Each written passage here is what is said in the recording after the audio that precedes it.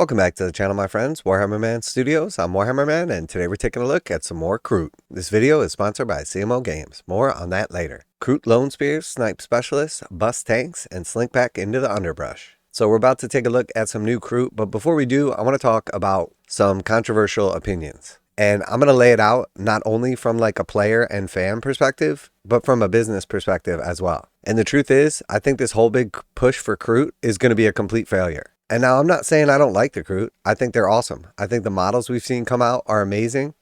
I thought the Blackstone Fortress character, Diet Grek, was awesome and super fun to play. I think the Farstalker Kinband kill team is absolutely amazing, and those models are awesome. I've always thought the lore behind Kroot was super cool, and I've always been a big fan. And the idea of them coming in plastic is great. But like, who is this really for? Think about it from like the broad perspective, and then we'll just kind of like look at it through the microscope. So you have like 25 or whatever factions roughly, depending exactly who you count and who you don't, for Warhammer 40,000. So then we're going to zoom in on the Tau, which are one of the most hated, arguably, I would say, factions. Probably one of the least popular. And with the exception of some brief little stints in 9th edition, one of the worst factions performing in like tournaments and gameplay as well. So you basically have a faction that performs really poorly. It's probably the most hated and arguably the least loved, which those are two completely different things. And then inside of that faction, you have this tiny little offskirt of models that basically were designed like 15 years ago. Most of them have only been available in metal with the exception of like your baseline Kroot models, and then eventually like redone in resin. And now you're going to basically make this whole entire Codex release and the whole 10th edition Tau centered around the Kroot with hopes that this is going to revitalize the faction or create some like massive amount of demand that's going to justify all of the time, effort, and money that has went into like designing, manufacturing, and marketing Kroot. Yeah, I just don't think this is going to end well. Now, don't get me wrong.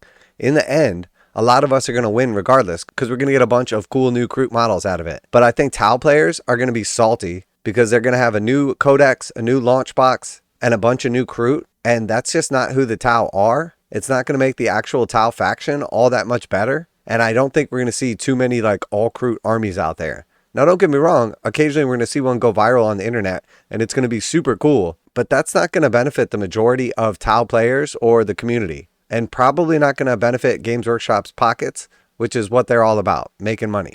So that being said, that's my little rant about the Kroot and why I think that this is going to be a big push with lackluster results. Now, that being said, let's get excited and take a look at some new Kroot that no doubt will be cool. The Kroot are a communal species, but they don't all thrive in kin bands. Some, whether natural loners, disgraced warriors, or disaffected mercenaries, prefer the company of beasts. And when the Kroot are called to war, these Lone-Spears perform a vital service, tracking enemies and relaying vital intelligence. Alright, so let's take a look at this new Kroot beast. Okay, so this is the big rider that I think we have seen like previewed, or like at least the silhouette of. So this should be pretty awesome. Okay, very cool. So we see a new massive Kroot beast. This one's like more of like a four-legged creature. And then it looks like we have a couple of different like rider variants. This is the one I think we saw. He looks like a tracker. And then we have another one with the spear. So the tracker has basically like a little monocular and a rifle. And then the kind of spearman guy, I'm not sure exactly what's going on. It sort of reminds me of Mad Max Fury Road. They have like the explosive tip like sort of spears or javelins. Lone-Spears ride strange chameleonic creatures called Calamandras, whose ability to alter their skin color and move through tough terrain unhindered makes them the perfect mount for expert hunters. Their speed and strength let them keep up with packs of Kroot Hounds, guiding them to fight more effectively and capture far-flung objectives. They wield explosive-tipped javelins, whose charges can blast apart armored troops. They're a convenient weapon to hurl while riding at speed, and a lucky hit on the tank can do significant damage. Okay, so very cool. These are the characters that are going to be able to go along with Kroot Hounds and give them some of those like cool benefits of if Kroot are nearby, including like the ability to have like objective control, because normally they'd be OC0. But if there is a character nearby, they become OC1, I believe it was. So very, very cool. Definitely an awesome new model. Big fan of the like sort of dinosaur looking Kroot beast. And the rider is very cool as well. Not sure why he has like the regular javelins as the rest back here. And then this one is like explosive tip. Maybe there's going to be like multiple different profiles. But definitely a cool model. Others opt for the Kroot Long Gun, a pinpoint accurate rifle that fires heavy rounds over extreme ranges. Experienced Lone-Spears can even pick individual soldiers out of crowded fortifications, striking down medics and weapon teams to remove daunting obstacles from the path of the kin band. Okay, that sounds pretty cool. So Kroot long gun, heavy, precision. So it is 36-inch range, 1 shot, ballistic skill 3, strength 6, -2, damage 3. So pretty good overall, basically a Kroot sniper rifle. Whenever they use to fight, their shots also serve as guiding beacons to their fellow Kroot, marking priority targets for destruction and guiding attacks to their prey, whether at range or in close combat. So it does lack some of the other stuff that we see on sniper rifles, like devastating wounds or like some of the other special abilities. Heavy seems like it's probably not going to be great too, because most of the time I think these are going to be like more of a mobile unit. But the precision obviously makes it more of a sniper, which is pretty cool. And anytime you have 3 damage on something, it's nice.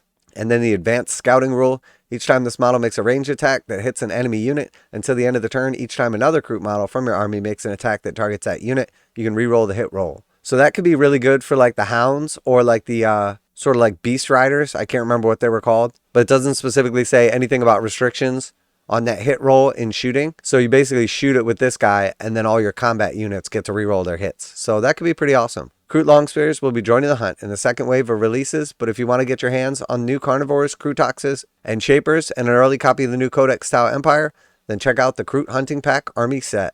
Now a quick message from today's sponsor. CMO Games has been selling Games Workshop products online for over 20 years. They carry the full line of Games Workshop products, including Warhammer 40,000, Age of Sigmar, Necromunda, Blood Bowl, paint tools, and more. Almost all Games Workshop products are priced at 15% off MSRP. CMO Games takes pre-orders for most Games Workshop products released at their earliest date possible. 12:01 a.m. on Saturday, they go live. Most of these pre-order products are also priced at 15% off MSRP. CMO Games offer free shipping in the US 48 with an order of $50 or more. Their customer service is top-notch and they ship most orders within 24 hours. Visit CMOGames.com using the affiliate link in the description and let them know that you heard about CMO Games from Warhammer Man. Now back to the video. So very cool. Definitely looks like they have a little place in the army. And I do like that they're building up some of the synergy between the Kroot. But again, I'm just not sure that we're going to see like a bunch of like all Kroot armies. I guess it depends on what the sort of like Kroot army special rules are.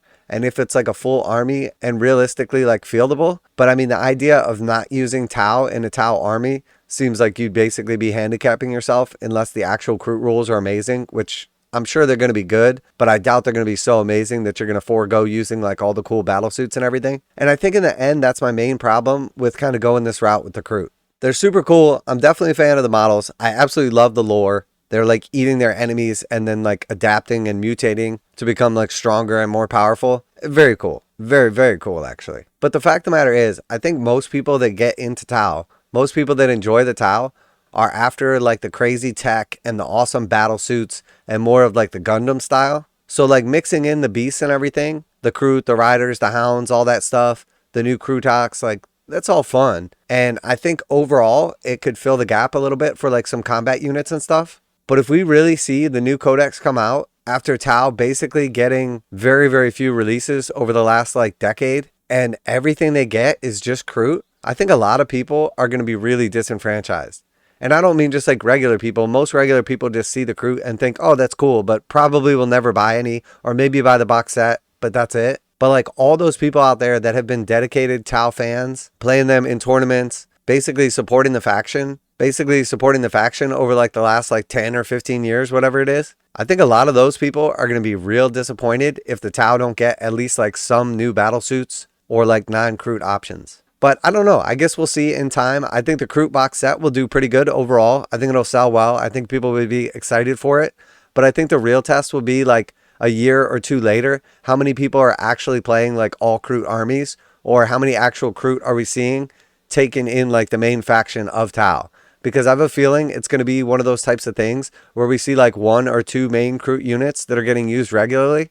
We see 1 or 2 like super cool, fully painted up Kroot armies that goes viral on the internet for a period of time. But I think in the end that most of these releases are just going to end up sort of like blah. And it's going to be fun and cool initially, but fade into the shadows. And again, in a game where you have like 20 plus factions and you're taking like a small part of an army and trying to make it like a big new thing, and it's completely different than the actual army itself. You know, you have like these beasts and alien creatures that were once just like auxiliaries, and now they're become a main part of the army, which is almost all focused on like crazy technology and awesome battle suits. I just think this is going to be a real big hit or miss. And if I had a bet one way or the other, I would say in the long run, this is going to be a big miss and may just end up as a thorn in the side of Tau players. But I guess we'll see. Let me know in the comments what you think. Are you excited for the Kroot? Do you think they're cool? Are you actually going to buy them?